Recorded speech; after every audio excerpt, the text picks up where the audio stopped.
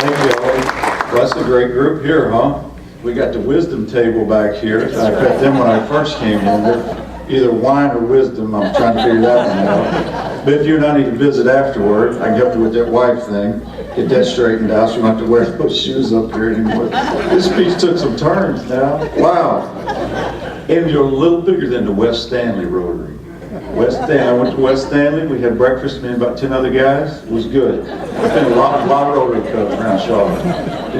Been fun 2 years. No football. But thanks for having us. Ellie, thanks for introducing us, having us. I do get a chance now publicly to say something about a lady that's meant a lot to me personally.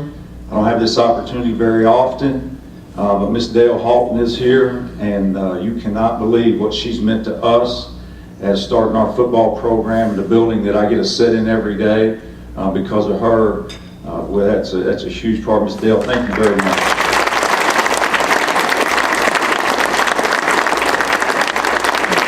I told her I got a parking spot for her if they didn't give her one. She can park in mine. No, I do have to start with, I have been out of coaching 2 years. It was nice to be out there Saturday. I'm still undefeated. So it was good to be back on the sideline, put a headset on. It's been 2 years, but I have to tell, we had a referee incident on Saturday, so it made me think about referee stories. They're great stories. And I was talking to Frank up here about Jerry McGee's the president out at Wingate. And of course, he's an ACC official, and he's retired now, but he always worked our games at Wake. And he was always the field judge on our sideline, and what a great man. I mean, he just was so hard to get mad at. I mean, I wanted to get mad at him so many times, and I couldn't. But we're standing there one day, and we're in the game, and this wideout's running down the field, and I'm coaching the secondary. And of course, they always call pass interference on the defense. They never call it on the offense. And so our DB's running in stride, this wideout just pushing off. And we could have made the interception. And I was like, Jerry, that's pass interference, man. He goes, nah, Coach, that wasn't. I said, well, I'm going to tell you what. If the defensive guy had been doing it to the offensive guy, you would have thrown the flag on him. He goes, yeah, Coach, you're probably right. I probably would have. I'm like, you're not supposed to tell me the truth. Just lie to me or something. Of course, Ron Cherry's one of my favorite officials of all time. Ron's an ACC official and very vocal when he makes the call on the loudspeaker. And what a fine man he is. And he has a little deal that he will not listen to you during the game. He doesn't acknowledge you on the sideline. He just puts his hand up. He won't listen to you. I don't want to hear it, Coach. He does that to you. So we're playing Clemson in Winston, and we, they subbed the punt team off of their sideline. Well, you're not supposed to be able to deceive in college football, but it happens every down. And it's for us defensive guys really bad. So that's why we're doing it on offense now at UNC Charlotte. But so anyway, we're trying to get our punt return team out there. We have to take a timeout because it went too fast. The umpire's supposed to stand on the ball while you sub. And so he will not, he's giving me this. And I'm mad because he won't let us, we had to take a timeout. And so he's giving me that. Because then goes to a TV timeout, and he comes over. I said, Ron, look. I said, you got to give us time to sub. He goes, Coach, I gave you plenty of time. I was standing out there. I said, I'm going to tell you what, Ron. Standing out in the middle of the field, it might have seemed like you had plenty of time, but standing over here, we didn't have enough time. I'm just telling you, we did not have enough time to get these guys in the game. So, and then Saturday, we're playing our little scrimmage game, and they throw a flag on us. So I walk out there, and Tim's out there, and I'm like, what was the flag for? He goes, well, we threw a flag on your coaches. Well, we hadn't been in a game in a couple of years, so we're a little anxious. We might have been on the field, but generally, they give you a warning, like back up a little bit. Well, they did. The Southern Conference officials, we're going to use them next year. And so I'm looking at him like, well, don't we get a warning? And he goes, Coach, they changed that rule 2 years ago. I said, well, I've been out of coaching 2 years. You should tell me that. I mean, come on. I mean, you got to let me know. I get the question a lot, how do you function in a business that's so public and you're criticized for, I always say on offense and defense as a coordinator, you get about 25 seconds to make 75 calls in a game, and usually everybody disagrees with them, so it's a pretty public business we live in. We get a lot of critics, but speaking of wives, my wife Angie, I love her to death. She's the biggest critic I have. One year, it was 2006, I think, or no, 7, I think it was 2007.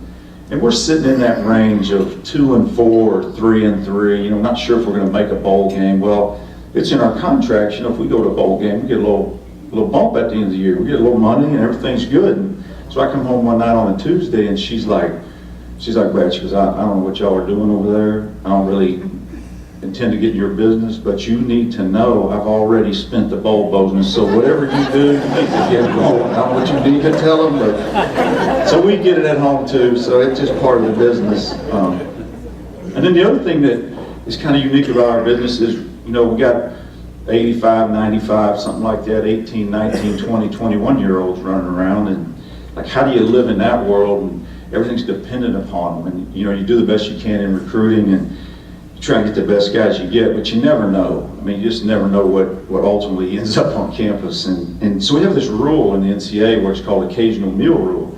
And it's a beautiful rule. It's one of the great rules we have. We've got a lot of bad rules. We're trying to get some out, but you can bring the kids over to your house. And I make our coaches do it. We did it at Wake all the time, where they come over and play volleyball in the backyard. And, well, Coach Mullins, our quarterback coach, in another school he was at, and another kid that he was coaching that will remain nameless, came to the house and they're playing basketball in the driveway with quarterbacks, and we got 3 or 4. And so they're out there shooting baskets. Well, the neighbor's got this huge dog, this huge Rottweiler, right? And so this dog is coming toward him, and my man is nervous. He's like really nervous about this dog. He doesn't like animals. He's like, Coach, he's like, don't worry about it. Don't worry about it. They got an invisible fence. Don't even worry about it. So it's okay. And he's still looking, he's watching this dog, and he's watching this dog, and he goes, I'm telling you, they got an invisible fence, don't worry about it. He goes, well, Coach, can the dog see the fence? So, you never know, I mean, just part of it. Hopefully, we've been at several events over the last 2 years. This is probably 200, I don't know, somewhere we quit counting at 130, different events around the city and the area. And what I decided to do was bring our facilities to you. I always invite people to campus, and some of you have been to campus and know what we're building and what the university is all about, but just from an athletic standpoint, I want to show you. Hopefully this will work. This is our stadium, and we just opened it October 31st, started in 2011. That was all an intramural field when I took the job.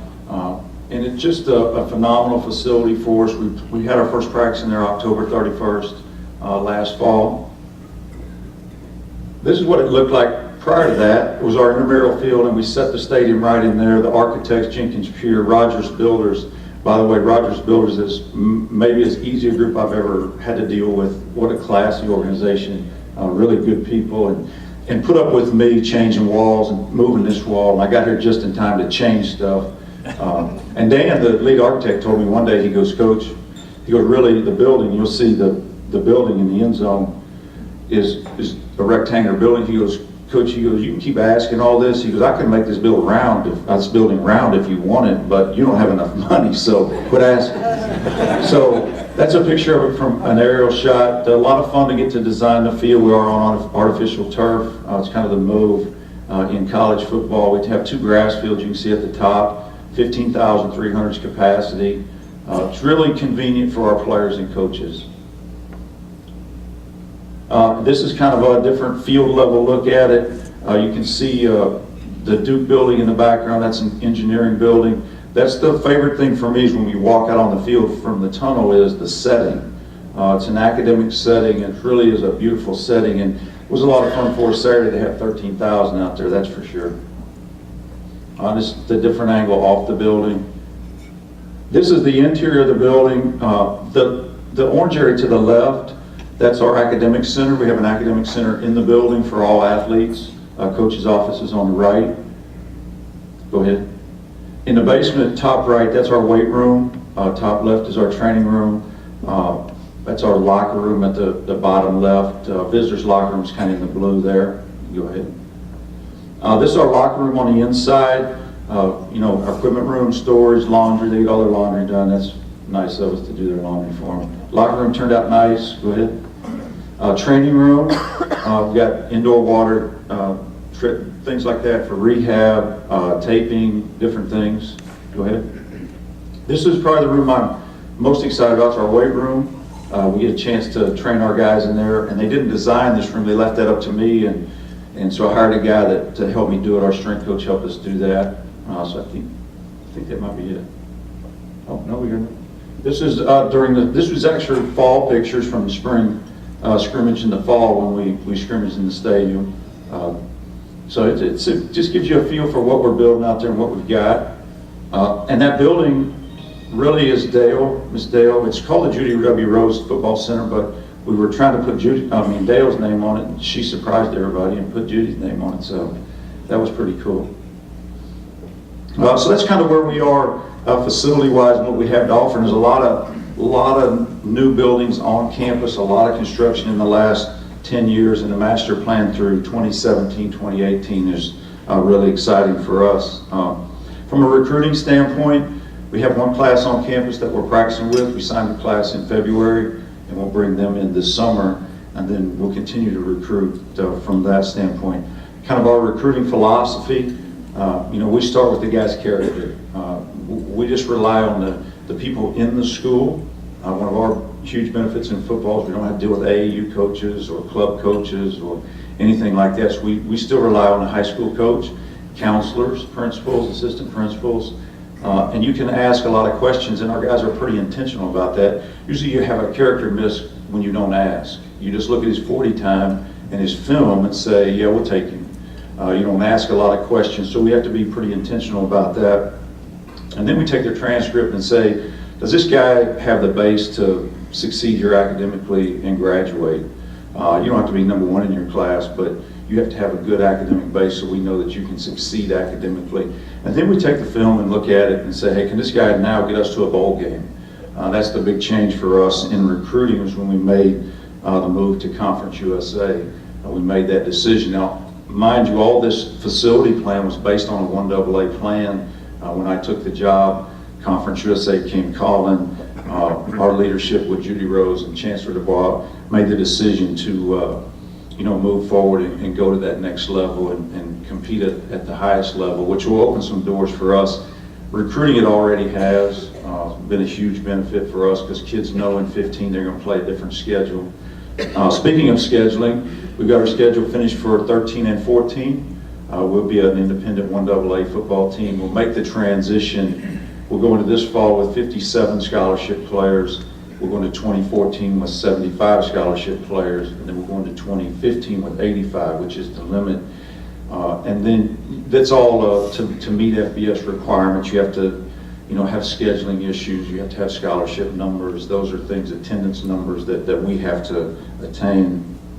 And then in 15, we've got a Conference USA schedule. The biggest challenge for us was you have to play 5 home games against FBS teams. So we had to find somebody to come play us, and we found Temple. We'll do a home and home in Temple in 15.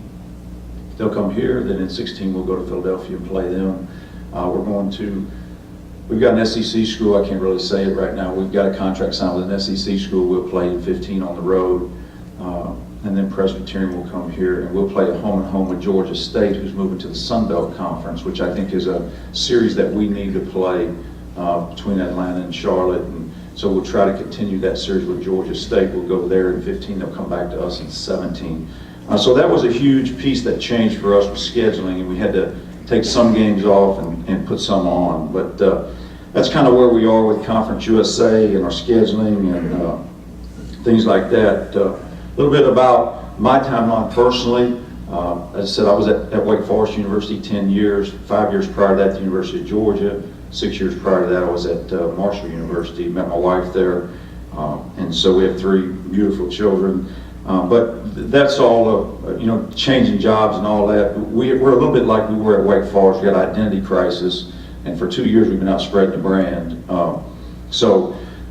We left Georgia. I got fired at the University of Georgia. We won 9 games, and we averaged 9 wins a year and won 4 straight bowl games, but they still ran us off. It wasn't enough. So I got this job at Wake Forest where, the first spring I was out, and my wife said, "What are you doing?" I said, "I'm just spreading the good news that Wake Forest plays football." Nobody knew we played at Wake, so we had an identity crisis, and we won a lot of games. Won the ACC championship in 06, and in 08, we played the Eagle Bank Bowl, beat the Naval Academy, we had a first-round draft pick, 2 fourth-round draft picks. I mean, we had 4 guys drafted off our defense. We thought we were pretty good. We arrived and we were driving home after the game back to West Virginia to my in-laws, and we didn't eat after the game. We left D.C. and drove straight to West Virginia. I told Angie I didn't get to eat, so I said, look, we're pulling off at the next exit, and I don't care what it is, we're eating. And so we pull off, and there's a McDonald's there. And of course, we walk in, we just left the game, so everybody's got their WF stuff on, and some of it says Wake Forest, and I walk in and order, just need a quarter pounder or something, and the lady goes, man, y'all must be some big wrestling fans. I said, yes, ma'am. They just had a big event over in D.C. We're just trying to get home. And they get my quarter pounder. So we struggle with that a little bit that way. You know, we do the same thing here. Went to the McDonald's right across from campus after the game, after the Super Bowl. The Super Bowl was on Sunday, and of course the 49ers played in the Super Bowl, and so I pulled into McDonald's, and it's not a plug for McDonald's by any stretch, but I had my green shirt on, and had 49ers on it, and the lady's like, I'm giving her my money, she's like, man, did you see that game last night? I was like, yes, ma'am. And she's like, I can't believe they came all the way back, they didn't win it. She goes, I guess you're a 49ers man. I said, yes, ma'am, I am. I'm right across the street from the stadium, so we're just trying to spread the word, get out as much as we can. That's part of the process. I made one huge mistake when I first took the job. I put our logo on with the civic 49ers, and it was pretty good in North Carolina. Everybody pretty much knew who we were. We go into high schools and things like that, but we went to the state of Georgia and the state of South Carolina. Some people didn't know who we were, and so now we put Charlotte on things, and just little things like that. We're just out spreading the brand and trying to do that, and that's part of the process, and it's part of starting football and letting people know who we are. But really the core of who we are, what are we really about? Our core values, we talk to our guys all the time, is our 2 core values are humility and toughness. I mean, what you guys are doing, being Rotarians, I mean, it's a cause beyond yourself. Every man, I believe every man needs a cause beyond himself, and then really it boils down to relationships. You know, what kind of dad are you? What kind of husband are you? What kind of brother are you? So that's kind of where we are. The other day in the team meeting, you know, Martin Richard died in the bombing, and hit all of us kind of hard, and hit me specifically hard because I've got an 8-year-old at home. And took the team, set him down, put his picture up on the screen, and I put my 8-year-old's picture right beside it. You know, we have this saying at UNC Charlotte with our team. You know, it's attack the day, attack the day, attack today. Just go after this one today, guys, because I know it's our promise tomorrow. And so I told the guys, I said, this was on like a Wednesday in the team meeting. On Tuesday night, guys, I'm in my backyard. It's dark, and my 8-year-old will not let us go in the house because he just wants to be Alan Barnwell, our tailback, one more time. And that's what I told our team. I'm like, look, this 8-year-old right here just wants to be you. You have a huge responsibility here, and you know, it's a tough job for us in today's world of Facebook, Twitter, iPhones, iPads, everything tells me, you know, look at me, it's all about me. So that's what I love about football. We're so dependent on each other. So humility is something that we preach all the time. And I tell this story a lot. We had a chance to coach Aaron Curry at Wake Forest University, and he won the Buckus Award, which for a lot of us in this room, Dick Buckus was the greatest linebacker to ever play the game. And so he came to campus, and I got a chance to meet him. We were worried that Aaron wouldn't know who he is. You know, we're like, he's all about Ray Lewis now, so we're like, you think he'll know who he is? Well, sure enough, he did. But Aaron was a guy that was drafted 4th overall in the NFL draft. He ran the fastest 40 time at the combine for any linebacker. They had another guy stood right next to him named Stanley Arnold. And Stanley ran the 2nd fastest 40 time at the combine. So we're pretty good at linebacker. We had a good little crew. It was easy for me, but Stanley was the guy that never said a word. He showed up and worked every day. Aaron was the guy that I was always pulling him back. He just talked all the time. But they both approached the game the same way. They played so hard. So I'm standing in there, Mr. Buckus, they give Aaron the award, and I kind of look back in the corner, and Stanley's back there. Now I've said the definition, I believe the best definition of humility is when you want to see an equal or your superior elevated. That's when you're truly happy about your boss, like if Judy's the athletic director of the year, that's why I come to work every day. You know what I mean? Make her, she needs to be athletic director of the year. We're doing such a good job. Well, Stan's in the back and he's bawling. He's absolutely crying because his best friend just won the Buckus Award, the best linebacker in America. Now that's the definition of humility. And so we got to live that out. We try to preach that to our guys all the time. So I tell that story about those two guys. And then like I say, our other core belief is toughness. You know, we play a tough game. There are hard days in our game. You know, you're getting up at 6 and it's a rough game. And we saw a lot of guys fall off of our team that thought they wanted to play and, you know, walk on and come, because this is I'm good, I'm just going to go to class. So they haven't stayed with us, but we preach that a lot, mental toughness and physical toughness. We want to be one of the toughest football teams to play the game. So that's kind of who we are, and how we talk to our guys and how we teach our guys that, you know, it's really not about you, it's about our team and our university. And I tell them all the time, we just want to be like the engineering school or like the English department. We just want to be first class like them. And so that's our goal every day when we show up. But with that being said, open it up for any questions. Anybody's got any questions? Appreciate you having us out. This is the biggest Rotary Club I've been to, by far. And the best. Say again? What did you learn about your team this weekend? Well, the biggest thing is we've executed really well under pressure. For the first time, we had a lot of people watching us. And I've said it several times. For me personally, I'm real involved in the kicking game.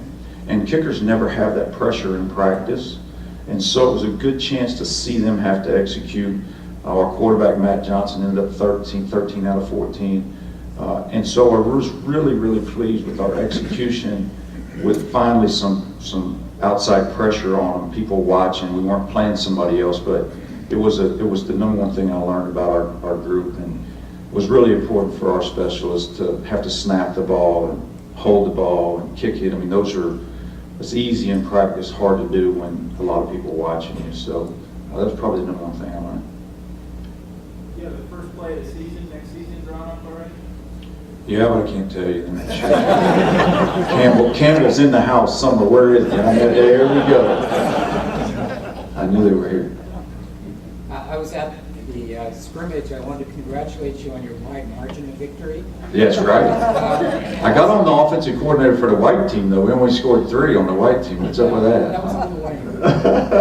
It was a beautiful occasion, fabulous facility. Congratulations. I was wondering what it's like to recruit players into a new program. I mean, how do you compete with established programs? Yeah, well, he's asking how do you recruit to a program that's never played and it's a new program, and it was tough. But as I said in my opening press conference back in March of 11, the one thing they knew for sure is they were going to have a chance to play, and that's important to kids that they'll have a chance to play because they didn't have any other. But one of the fun things for me was when we signed a kid, he would be like, "Hey, coach, can I have number 4?" I'll be like, "Yeah, let me get it. 4." Nobody that was easy. But we were targeting risk takers, no question. Our coaching staff in the same manner. I was asking some coaches to come be with us and be out of the game for a couple of years. So we did, target risk takers and guys that were willing. But the thing that won out at the end of the day was there's a lot of power in being first. And when they're in that first team picture next August, that's going to carry some value. And we ran across that in recruiting a lot. We preached that a lot. You know, there's a lot of power in being first, and that was probably the number one thing. And really pleased with the group as they came out. So.